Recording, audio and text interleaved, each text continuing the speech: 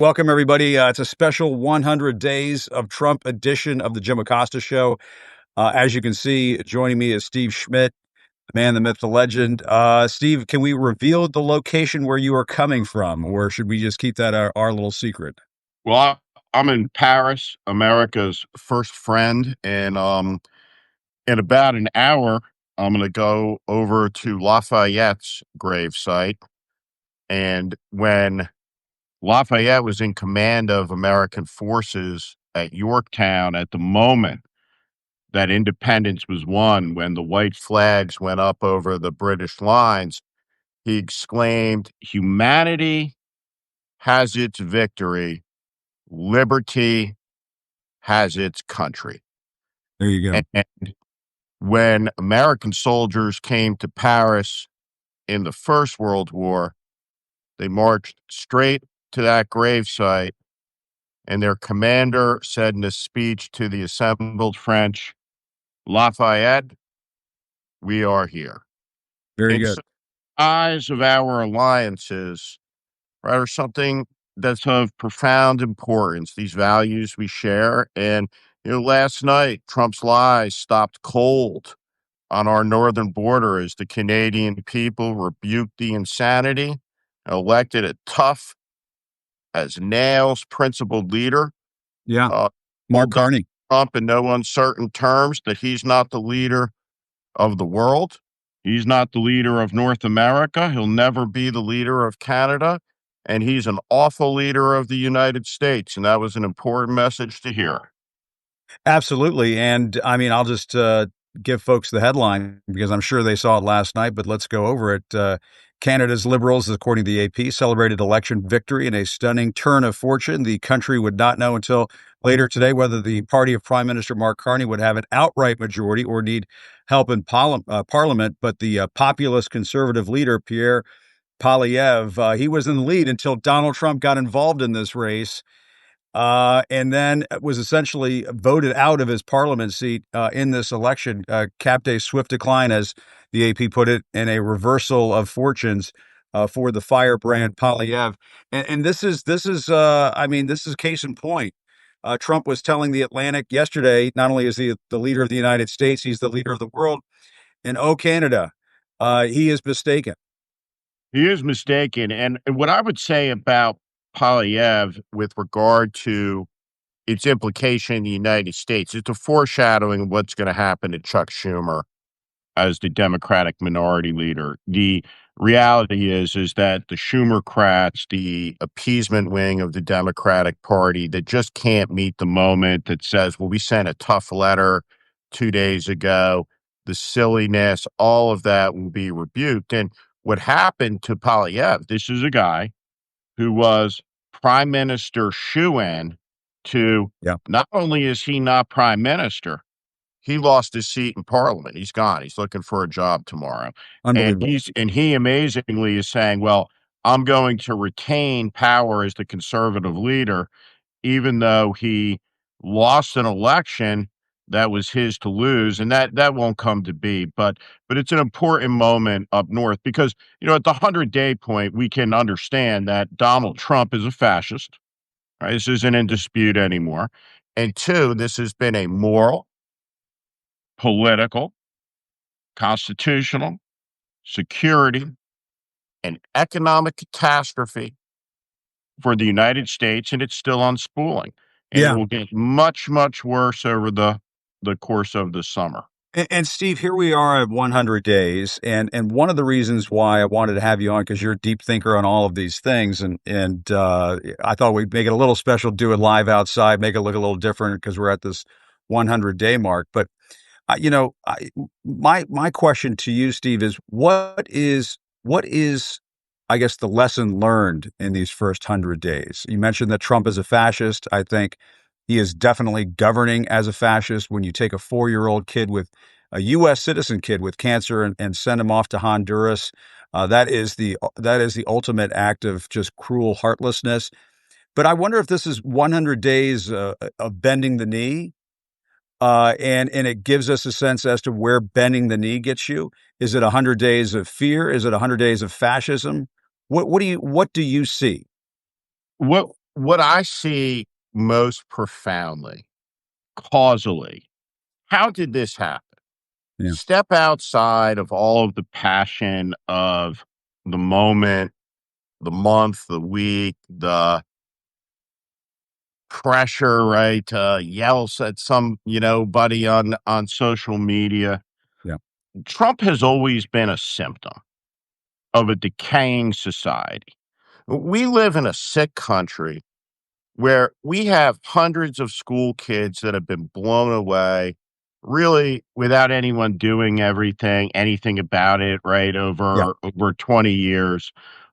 We have a lot of brokenness in Yeah. America. Yeah. We had an opioid epidemic that killed 1 million people. And no one talked about it really until about 2016, right? When you were north of 1 million people dead. What you are seeing in this moment is the profound corruption of America's elites, their fecklessness, their dishonesty, and their weakness. So Yeah.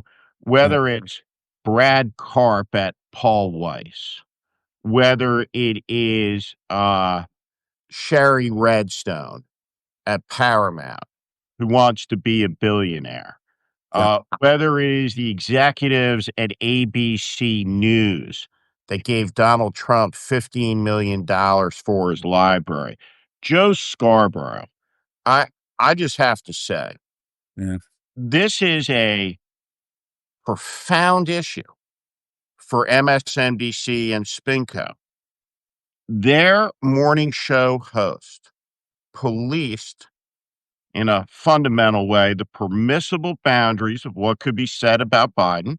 And he looked into the camera and he told his audience one morning, F you, F you. If you don't believe that this is the best version of Biden that's ever been, he's sharper than ever, calls Trump a Nazi, sitting next to his wife, paid $30 million a year. Yeah. And as soon as the election goes down, he's the first to genuflect at Mar-a-Lago. And now he's what? And so the Yeah. rottenness, the rot of all of this, right, is I laid agree. bare. I agree with a lot of that, Steve. And to me, and I've said this on my show, when 60 Minutes is in trouble, we're all in trouble. Yep. When Scott Pelley has to go on at the end of 60 Minutes and say, listen, our parent company is looking over our shoulder. This is why, Steve, you and I are here right now. This is why we are having this discussion on Substack, on independent media, because there has to be a way in this country to insulate the truth tellers from the chaos, from the hate, the fear, the division in this country that we're seeing right now. And that is a huge component of all of this. And I guess that's why I asked the question to kind of get us started with this conversation, because I'm trying to put my finger on it. And to me, you know, I, I hate to go down the road of saying, well, this is a coup d'etat, or this is a coup that's unfolding right in front of our eyes.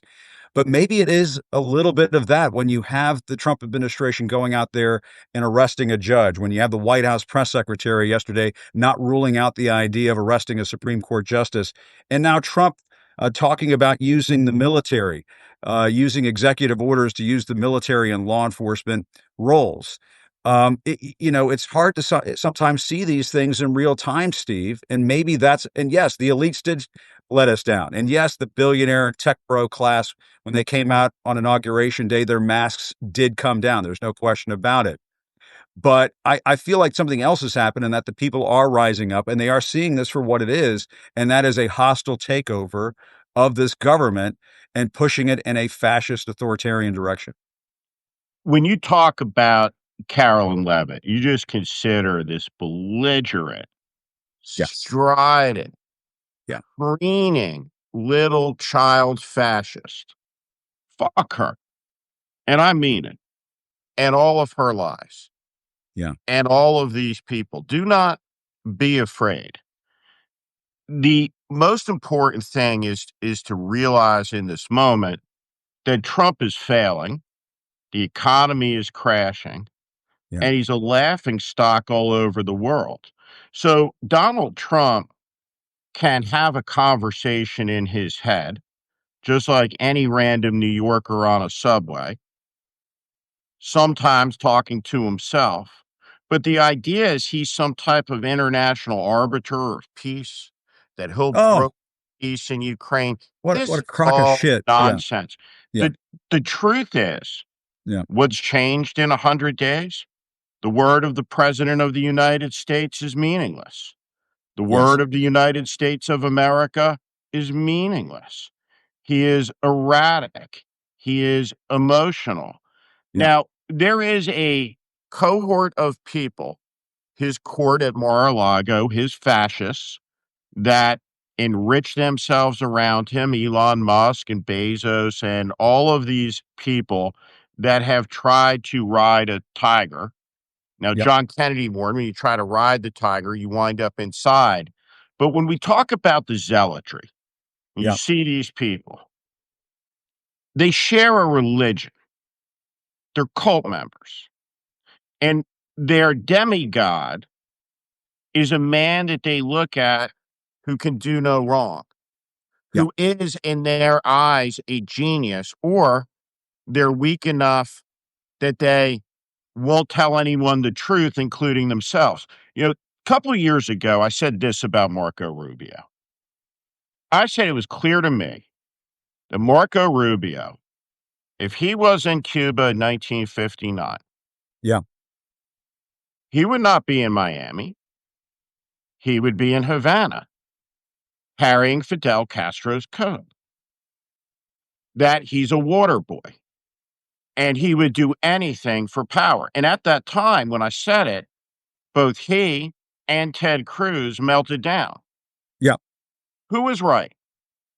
I No, was right. I'll tell you right And now, absolutely. And I was talking about this on my show in regards to what's happening with this little boy with cancer, a 4-year-old U.S. kid with cancer sent to yeah, Honduras with his mother. And Marco Rubio's on the Sunday talk shows excusing it and saying, well, his mother was given the choice. He left with yeah. his mother. We don't know that, by the way, because the mother did not have an We don't opportunity know that. to speak to her lawyer.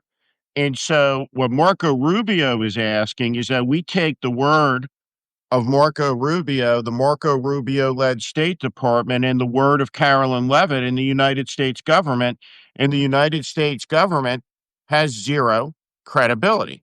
That's right. Donald Trump has zero credibility. They have the same level of credibility as did Baghdad Bob when he was standing outside the airport with American tanks behind him saying the Yeah. Americans were not at the airport.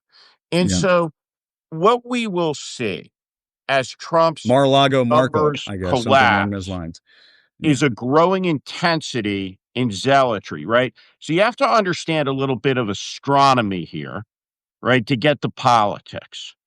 When a star collapses, it gets smaller and smaller and smaller until it becomes a black hole. But as it gets smaller, it becomes denser, it Yeah. becomes heavier, its mass increases. And so the political analogy of that is, as this shrinks, and this is a great day to talk about this because we're on the eve of the 80th anniversary of Hitler killing himself. And he was moving imaginary armies around on maps in front of capitulant sycophants 48 hours before he poisoned his dog and shot himself in the head. Pretend is the dogma of the Trump administration. And so, as we Yeah. move through this summer, there's going to be profound economic hardship in America. The last of the container ships that sailed from Chinese ports to the United States left at the beginning of April, Yeah. right? The number of ships has dramatically reduced month over month, and we'll start to see these shortages play out. And so Yeah. Donald Trump can investigate the pollsters. Donald Trump can threaten to lock up the reporters, but the American people clearly see the insanity, including all of Donald Trump's supporters. And Yeah. we're about to see a full-on assault on federal lands, public lands that will enrage blue-collar hunters, Yes. cowboys, many, many people across this country. Yeah, well, and Steve, the other thing, you get into the tariffs and the trade policy aspect of all of this. I mean, we're still seeing what appears to be a continued bending of the knee. Uh, Amazon just today, I guess, is disputing a news report that had planned to display the cost of Trump's tariffs to consumers after Caroline Levitt went after Amazon. When the report came out, she said in the briefing room, this is a hostile and political act by Amazon. Amazon is now knocking down the story that they were planning on doing this. But when I woke up and heard this report this morning, I was going to say, hey, way to go, Amazon. I mean, fuck around and find out. You're obviously, your efforts to bend the knee to Donald Trump were ultimately unsuccessful, and your business is ultimately going to be hurt. But if they were going to slap some price points on their products and say, hey, this is what you're paying in tariffs, I was going to say, hey, way to go, Amazon. Way to go. Way to stand up to the bully. Way to stand up to the dictator. And it sounds as though maybe they floated this out there and now they're backing down. And again, it goes to what you're saying at the very onset of this special edition, Steve.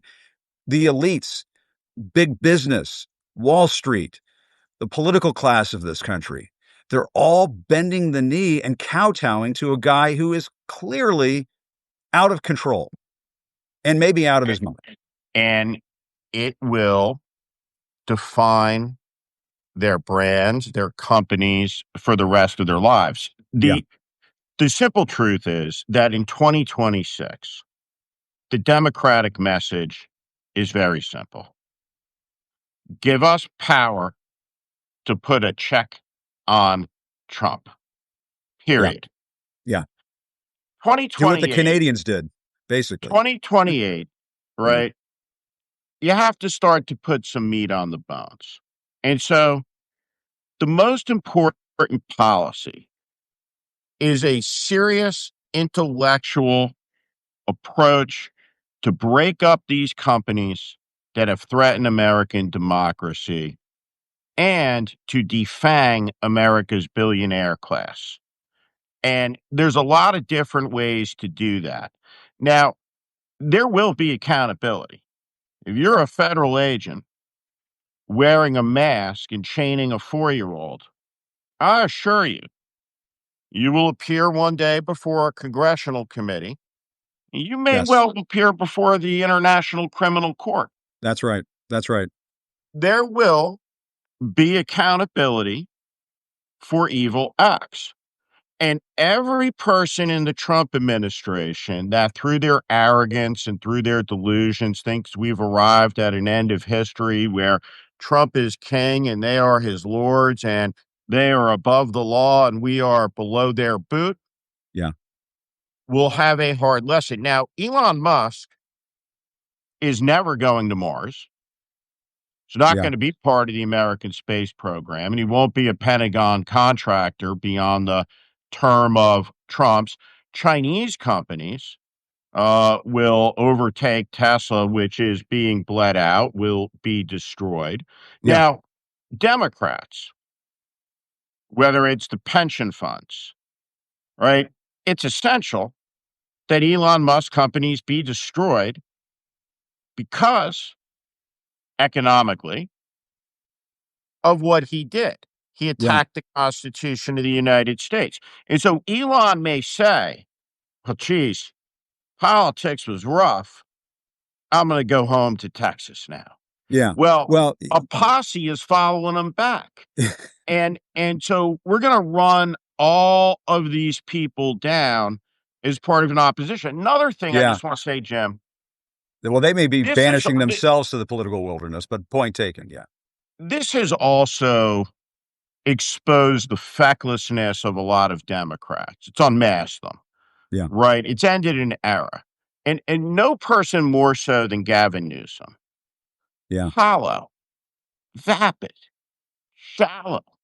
A Saturday Night Live character who doesn't understand at the most elemental of levels the concept of political leadership in a crisis, going on the Charlie Kirk show, the Steve Yeah. Bannon Steve, show, give me a all of break. this, Yeah. and Gavin Newsom, Yeah. right, should understand, why is it that there was a battle fought in Gettysburg that killed 58,000 people? Why was that battle fought there? Yeah. It was fought there because it was necessary to fight there, because that's where the Confederate Army invaded. Yeah. And that's where the forces met. So when you have a man who's been sent to a concentration camp and the Supreme Court has said, bring him back, and the Trump administration has said, no, Yeah. the governor of California wishes to take a nomination that was taken by John Kennedy, by Franklin Roosevelt, says, wrong fight, wrong time. Yeah. We have to, Talk about according to my pollsters, it's as despicable as it gets. Yeah, it talk about putting your finger in the wind and maybe doing some Clintonian triangulation, by going on with the likes of Steve Bannon and so on, and just I think a fundamental misreading of the moment. And you touched on a couple of things, Steve, that I want to touch on as well, and that is, and I was talking about this the other day. This gulag prison warden down in El Salvador needs to understand. Talk about people who need to understand what is going to happen in 26 and 28. You're going to be dealing with different administrations. And if you think that the United States of America, under a different administration, is going to look kindly upon you running a gulag in El Salvador, and that you're going to have this kind of Trump most favored nation status when somebody else comes into office, you're just deluding yourself. And so, I mean, Bukele down in El Salvador, he needs to come back to planet Earth and realize that this Donald Trump monarchy fantasy land bullshit is just not going to last. And as for the Democratic Party, I mean, I thought I saw glimmers of the future in the past the other night when I saw Al Gore on with Bill Maher, and Al Gore really calling Trump out for who he is and what he does. And I'm just wondering, I'm thinking to myself, and we've seen flashes of Al Gore like that since he lost the 2000 election. But that's where the Democratic Party is right now, or that's where it wants to be right now. It doesn't want to be in this party of triangulation and trying to figure it out and let's sit back and let Trump blow himself up. People do not want that. They just don't. I'm gonna tell you, like, I'm seeing some of the lists that are starting to pop up of candidates, right, including by some friends of mine, right, speculating about this. And I think that Yeah. across the board, they're delusional. Um, I'm gonna tell you who I think is like top tier 2028 candidates, Yeah. right? Who's in Iran? Pritzker, Yep. AOC. Yep. Let me give you two congressional names: Jake Auchincloss and Very Jason sharp. Crow. Right? Yep. Both of them top tier candidates. Agreed. Pete Buttigieg, Absolutely. No question about it. top tier candidate. Josh Shapiro, right? Yep. Top tier candidate. Yeah. Gretchen Whitmer, who put the folder over her face in the Oval Office, it's done. Yeah. Amy Klobuchar is not going to be a credible presidential candidate. Any of the retreads, right, from 2024, not. No Yeah. Kamala Harris. It's all over, right? So we're going to have new people, Yeah. right? Talented people. And if you can't talk without an army of consultants and dial tests, not going to make it. It's not going to And happen. I agree. and so right now, like in this moment, fundamentally, you have 47 Democratic senators. And Yeah. I think it's great that a Chris Murphy is traveling the country and doing town halls. Yep. But I had an observation watching that Bill Maher show, watching Adam Schiff. Does Adam Schiff not understand he's a United States senator? Right? That when you listen to Adam Schiff, Yeah. it's like he's dissociated from his office. Well, I think this is bad and that bad. Specifically, Yeah.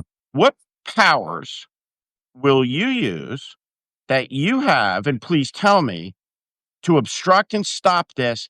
Everything. Yeah. Every nominee. should be blocked.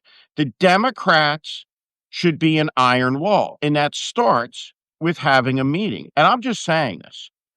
Yeah. There's no credible person, just common sense, knowing the stakes. How do you have a meeting Yeah. where nobody in the meeting says, after the Biden debacle, Chuck, you got to go? Yeah. My constituents don't accept you as the leader of the party. Yeah. The voters in New York gave you a term. They love you, run again, but you got to go. Yeah. Yeah, no, you and I've talked about this before, Steve. The Democrats are in the wilderness. They're out in the open seas. It kind of reminds me of the Robert Redford movie where he's on the boat and the boat hits the piece of freight ship and cuts a big hole in it and it's sinking and he's trying to put it together. I think the movie is called All Is Lost, something like that. And it's just slowly sinking, and he's slowly putting duct tape on it, and he's trying to put it together, and so on. And it may not be until he's falling to the bottom of the ocean that the arm comes from a rescue boat that pulls him up. It just seems like that's where they are right now. And you're right, there are a lot of bright names out there. There's a part of me that wonders whether we're going to see a credible, independent Ross Perot type figure this next time around. I don't know who the hell that's going to be. If it's a media figure, if it's a I corporate forgot figure. to. Yeah, I forgot. I put George Clooney on that list too. interesting, I don't. interesting. I don't know. I don't know that George Clooney wants to run for president. Yeah, But I think that if George awful Clooney guy. does run, he's thoughtful and he's got an awful lot of public character. And what he's doing right now, John Kennedy's last speech celebrated the life of Robert Frost, and it was about the role of the artist in Yeah, society. And the role of the artist in a free society is foundational and elemental. I'm so And glad he George, brought back Good Night and Good Luck too. yeah, Yeah, and that's service right now, right? yeah, it There's really is. nothing, right? That's more important, right? When you look at the dimensions of this that aren't talked enough. George Clooney doing Good Night and Good Luck. My friend, Bishop William Barber and Great guy. Reverend Jonathan Wilson Hartgrove last night were arrested under the Capitol Rotunda Hmm, for daring to pray in front of the suffragette statue. hmm. And so this moral man who leads a moral movement came to the Capitol desecrated by the Confederate flag and Trump's insurrectionists on January 6th to pray for the country. And if you look at the picture, and the picture's worth 1,000 Let me look this words, up. Yeah, there wow. is a Capitol police officer in jacket, a woman standing, and Bishop Barber made clear that he was treated with courtesy by the police, He's a first and class prayed for guy. them. But the picture on the back of the jacket of the woman police officer in the Capitol says crime scene. And Wow. you see these cops bearing down on Reverend Barber, on Reverend Hartgrove, and other ministers. And the back of the jacket says crime scene. Wow. And truly, no truer words. What a crime scene it was. And it's a crime scene of the making of the Christian nationalist Speaker of the House who proclaims himself a disciple of Jesus Christ, but Yeah. arrested one of the foremost followers of Jesus Christ, Bishop Barber, and his entourage as they prayed for the country. This was an Yeah, act of evil. it is. Steve, I thank you so much for coming on. I want to My leave folks pleasure. pondering what Steve Schmidt just told us. I'm going to bring in a couple other folks in just a moment. But Steve, always a pleasure. Thank you so much. Thank you so much, Always Jim. learn Good to so see you, much, my friend. and I'm always infused with that passion that you bring every time. Thank you. Good to You see you. bet. Good to see you, Enjoy, Jim. enjoy Paris. Um, I'm going to bring in Aaron Parnas because Aaron Parnas. I want to get the view from younger folks in this country, and Aaron has just been doing an amazing job on that front. I think he's standing by. I believe he's standing by. But as Steve was just saying a few moments ago, Reverend William Barber was arrested in the Capitol Rotunda while leading a prayer protest against Republican budget cuts. He and two others charged with crowding, obstructing, and um, I can't even read what the other word is by the Capitol Police. There's Aaron right there. Hey, Aaron, how are you? Hey, doing well. How are you? Hey, good to see you. Hey, thanks so much for doing this. Really appreciate it. We just had Steve Schmidt on. You know, he brings the passion. I know you do too. And this is our first Substack together. I'm really happy to be doing this, but Yeah. especially happy to be doing this on 100 Days of Trump, which you have been covering so closely on your programs. You do a program here on Substack.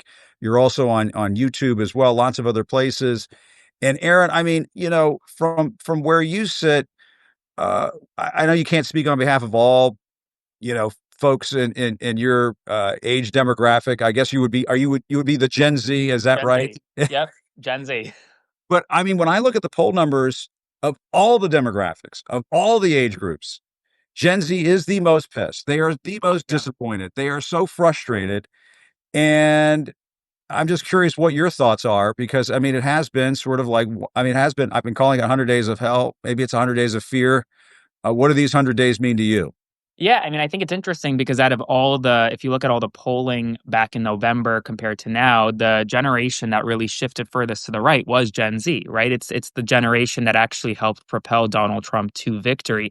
And it's interesting, we weren't really around back in 2016. Everyone tells us, well, we're going to go back to the Obama times. Well, the first election we remember is maybe 2020, maybe 2016 if you're old enough. Yeah. And a lot of folks forgot what the first 4 years of Trump was like, all the chaos, all the lawlessness. And so a lot of young people voted for him without really knowing what to expect because he kind of sold them this bill of goods that he's going to make America great again, Yeah. even though they didn't really remember the first 4 years. So I think now you're seeing a lot of buyer's remorse from folks my age and folks who weren't necessarily politically inclined, but maybe just watched Aiden Ross's streams and said, oh, look, it's a president appearing on his streams. Let's vote for him.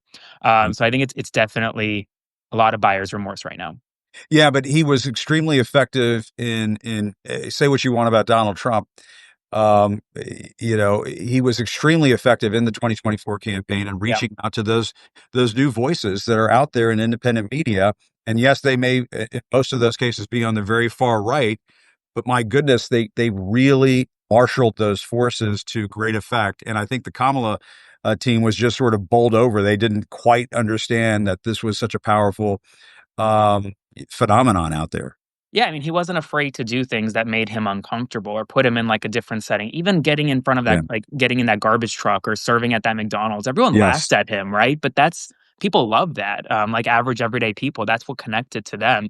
And I think Kamala's team was so worried about making sure that she looked the most polished that she could when they missed a lot of opportunities. Even the whole Rogan fiasco. I mean, she should have gone on Rogan, right? She should have absolutely done it. No Right? Like, question. it doesn't matter if she's gonna go there and it's gonna be an abrasive audience. Who Yeah. cares? Like, even if you win over one new voter, that's important. So, Yeah, and it's she a was able to handle Donald Trump in a debate when he's saying they're eating the cats and dogs in Springfield, Ohio. right, My God, Jesus Christ, you should be able to go on Joe Rogan and be just fine. And right, that's the problem with the Democratic Party. I think a lot of people see, and I think a lot of people in Gen Z see, they're too cautious, too yep, calculating, a little too hesitant, and they're just getting outwitted to some extent in this space by Donald Trump in this sort of, you know, you can just kick up a lot of dust and just sort of knock your opponent off their feet, and that's what he's done just almost every time at every turn.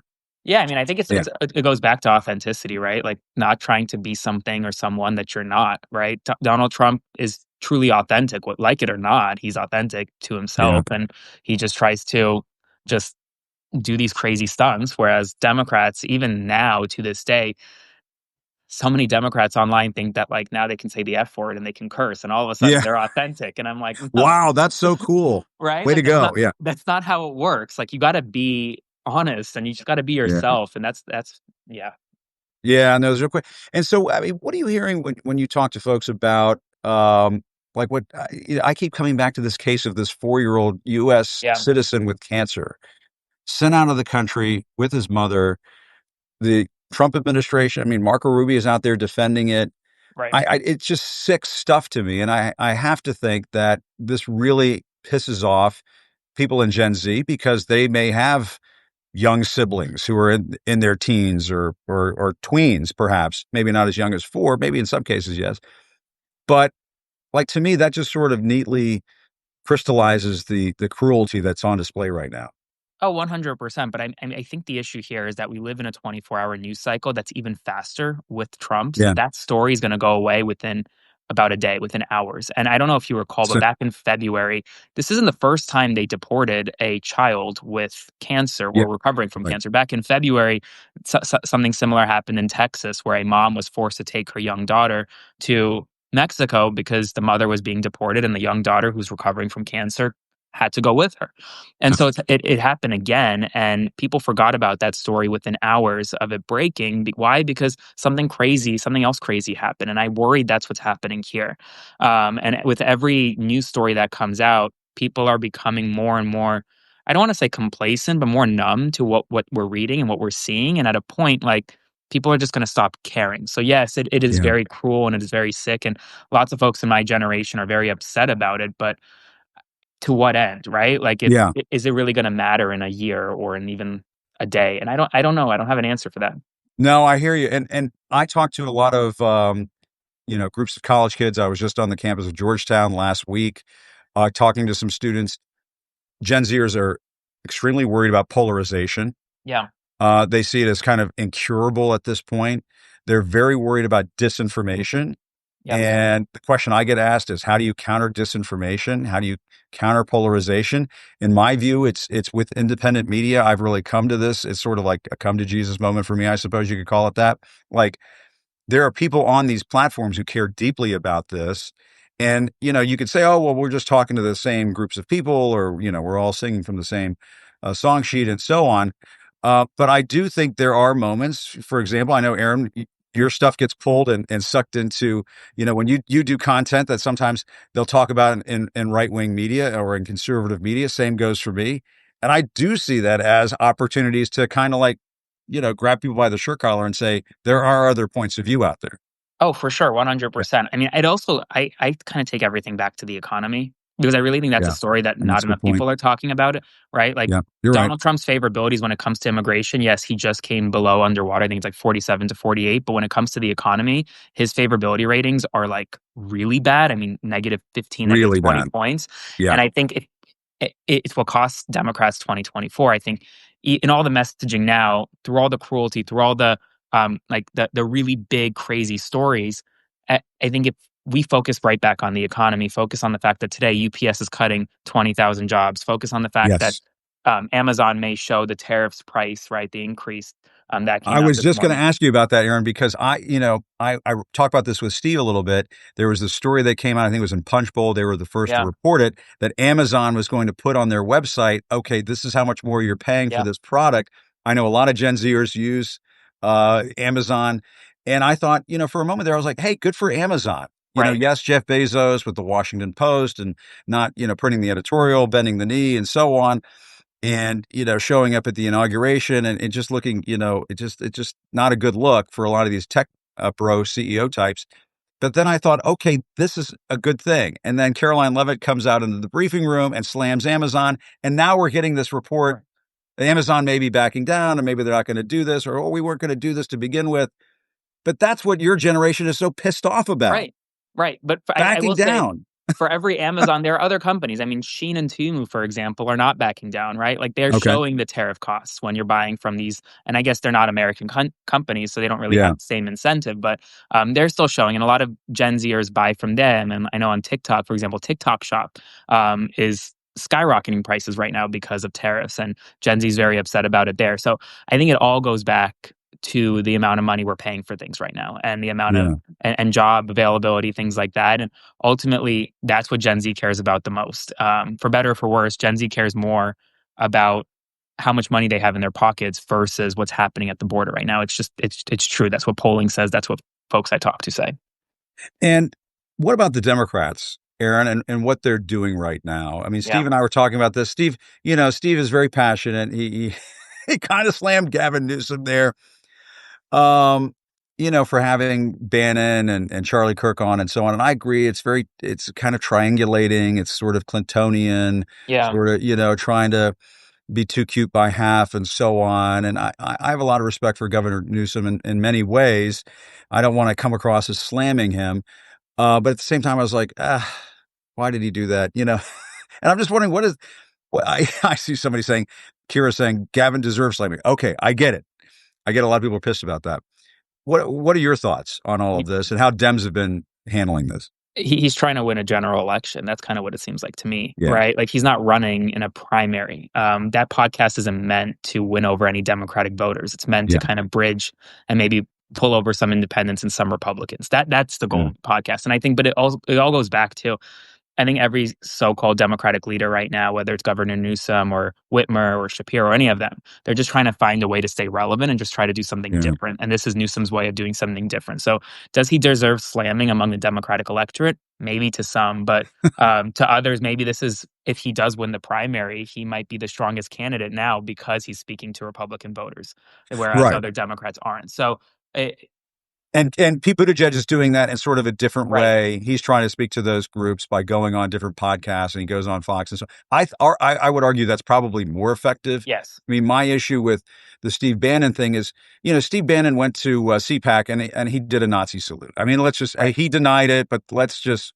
for fuck's sake, that's exactly what he did, and he did it after Elon Musk basically did it, and they can say they didn't do it, but that's what it looked like to me. I'm sorry. I'm just going to say that's what it looked like to me. Anyway, I don't mean to start a whole shit show over that, but that's the problem that I have is platforming those kinds of people. To me, it's not a good idea.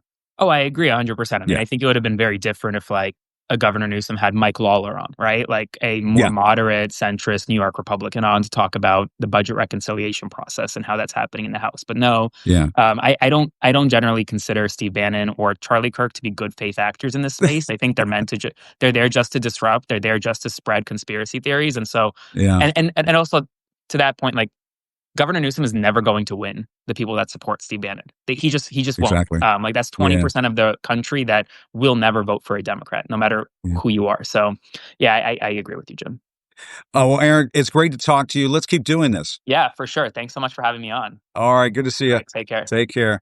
All right, I'm going to do a quick invite to my friend Katie Phang, who is now on Substack. Katie and I are going to be doing a panel discussion, which I believe I am hosting in just a few moments. In about half an hour or so. So I've got to split here soon. Here in DC on new media, independent media, how Katie has gone independent. Tyler Cohen is going to be there. He's incredible. He's a rock star in this space as well. So it's a busy day. Here comes Katie Phang. Katie, good to see you. Hey, how are you? Can you hear me okay? You look great. You sound great. It's great to see you. I swear we're going to end this soon so I can run over to do this. I was going to say, aren't you going to come hang out with me in person soon? I'm supposed to. Norm came to me and he goes, Jim, can you be on this panel? This is my Norm. Jim, can you be on this panel discussion? I'm like, of course, Norm, I'll do anything for you. And then last week, Jim, can you host the panel discussion? Can you moderate? Okay, so I've got to think of some good questions for you, but how are you? I'm doing great. It's good to see you. I can't wait to see you in person. And listen, I'm just, I said yesterday to Norm and Jen Rubin, I'm like, you know what? It's like your first day in school. Like this is a new place and a new territory. But people like you and all of the guys that are tuning in and people that are watching right now, everybody's really supportive. And it's liberating is the adjective to use. It is so liberating. That's the way I have felt this whole time. And yes, because we're type A people, we might still get a little stressed out and get a little anxiety ridden and so on and be up in the middle of the night thinking about X, Y, and Z. But it's because Trump has turned everything into a goddamn shit show. And we can say that now on Substack, so that's totally fine. No. But, I used shitstorm the other day, and I was very proud of myself that I was able to say that, and I didn't have somebody from Standards being like, "Excuse me." So it was great. Standards on line one. But Katie, give me a preview of what you're going to say in just a short time from now. Everybody should watch this. It's going to be, I believe, on the Contrarian Substack, or how the New Republic's doing this. How will everybody be able to watch this? Yeah, folks really need to understand that it is a heavy lift that the contrarian and the New Republic continuously take on to elevate voices like you and me and the Yeah. for right like right now, Judge Ludig is speaking with Mary McCord about defending the rule of law. I mean, I think the important thing for people to understand is there are things that are being done and conversations that are being had about which they're not public. But in this instance, you can hear these conversations if you tune into the Substack Live that's being broadcast right now. And when you and I get together with Brian Tyler Cohen, we're going to talk about the new frontier of independent media. I mean, you left recently, I just left on Saturday, right? I mean, these Yeah. are the conversations that need to be had about how do we navigate meeting the urgency where the urgency is. And I Yeah. think, and having that level of authenticity that you and I have always had when we've been on cable news and mainstream media, but how important it is to let people see us emphasize the urgency of what's happening right now. Yeah, and folks should be able to watch it on the Contrarian Substack. Go and look at all of the different boxes you can click on and look for the Contrarian Substack. I'm going to be over there very shortly to talk Better. to Katie and Brian. So I guess we better make this a short thing, but let's do a longer thing soon. Yes. And this way I still have time to park my car and run in there. But I just want to be able to say I'm so proud of you, Katie. Thank I you. really respect what you do and the voice that you bring to this discussion. Well, listen, I'm following in your footsteps and they're Uh-huh. very big for me. But you've been a trailblazer in a lot of different ways. And I think you and I have so much in common. But the one thing that we do share, I think our greatest attribute is our desire to continue to educate people. Because, like I like to say, knowledge is power. And the more information people have, the more powerful they can be to navigate the shit show, as you say, that we're finding ourselves in right now. Yeah, as my mother used to say, it's mighty deep around here, and I don't have my boots on. Oh, So I'll get you some waiters. You and I'll go get some waiters together.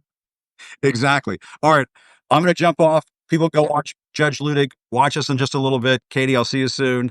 I'll see you guys soon. All right. Bye. Congratulations. See you soon. Okay, bye. Thank you, friend. Bye bye. All right.